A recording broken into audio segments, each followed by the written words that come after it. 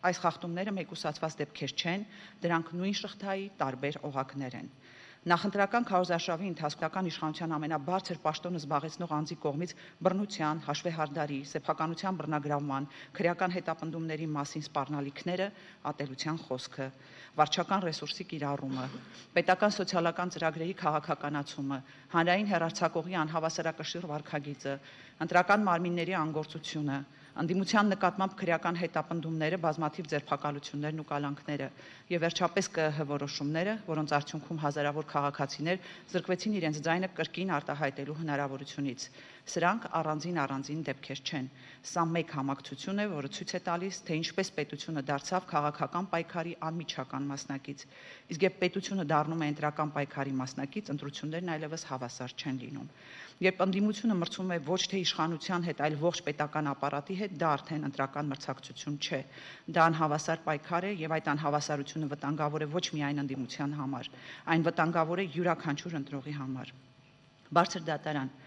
Այս գործում կա նաև մեկ սկզբունք, որի շուրջ իրավական պետությունում կասկած չպետք է լինի։ Եթե պետական մարմինն է սխալվել, ապա այդ սխալի հետևանքները չեն կարող կրել քաղաքացիները։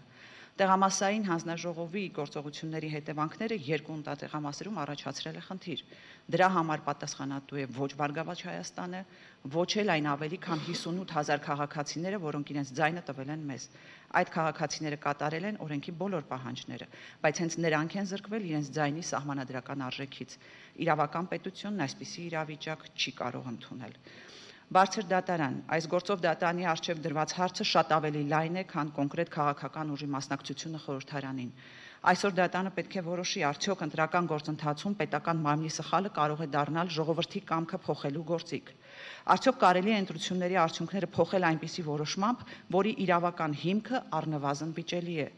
Արդյոք հնարավոր է անտեսել օրենքի իմպերատիվ պահանջը վերաքվեարկության կամ ընտրությունների անվավեր ճանաչման վերաբերյալ եւ ընտրել երրորդ ճանապարհը։ Եթե այս հարցերին դրական պատասխան տրվի, ապա վաղը նույն մեխանիզմը կարող է կիրառվել ցանկացած քաղաքական ուժի նկատմամբ, եւ այդ դեպքում վտանգի տակ կհայտնվի ոչ թե մեկ կուսակցության ճակատագիրը, այլ Հայաստանի ընտրական համակարգի նկատմամբ հասարակության վստահությունը։ Բարձր դատարան, ժողովրդավարությունը սկսվում է այն պահից, երբ քաղաքացին վստահ է, որ իր ձայնը պաշտպանված է, երբ նա վստահ է, որ իր ձայնը չի կարող կորել, չի կարող արժեզրկվել, չի կարող փոխարինվել որևէ պաշտոնյայի որոշմամբ, որովհետև ազգային ժողովի կազմը պետք է որոշվի միայն մեկ տեղում, քվեատուփի մոտ, ոչ վարչական մարմիններում, ոչ աշխատասենյակներում, ոչ պաշտոնական մեկնաբանություններով։ Այդ իրավունքը պատկանում է միայն ժողովրդին։ Այս գործը ստեղծում է չափազանց վտանգավոր նախադեպ, եթե այսօր ընդունենք, որ հազարավոր մարդկանց ձայնը կարող է պարզապես անհետանալ առանց նրանց նորից ընտրելու հնարավորություն տալու, ապա վաղը նույնը կարող է տեղի ունենալ ցանկացած ընտրության ժամանակ։ Այսօր խոսքը 3 ընտրատեղամասերի մասին է, վաղը կարող է լինել 30-ը, հետո 300-ը, եւ այդ ժամանակ արդեն շատ ուշ կլինի հարցնել, թե որտեղ կորավ ժողովրդի իշխանությունը։ Ժողովրդավարությունը երբեք չի կործանվում մեկ օրում։ Այն կործանվում է այն պահին, երբ հասարակությունը սովորում է համակերպվել փոքր անարդարությունների հետ, երբ սովորում է, որ մի քանի հազար մարդու ձայնը կարելի է պարզապես անտեսել։ Բարձր դատարան, վերջում ցանկանում եմ ընդգծել հետևյալը. մենք դատարանից չենք ակնկալում քաղաքական որոշում, մենք դատարանից չենք ակնկալում աջակցել որևէ կուսակցության, մենք դատարանից ակնկալում ենք միայն մեկ բան՝ վերականգնել սահմանադրության գերակայությունը, վերահաստատել, որ ընտրությունների արդյունքները պետք է որոշվեն օրենքով եւ ոչ թե հայեցողությամբ, որ պետական մարմինները կարող են գործել միայն օրենքով իրենց վերապահված լիազորությունների շրջանակում,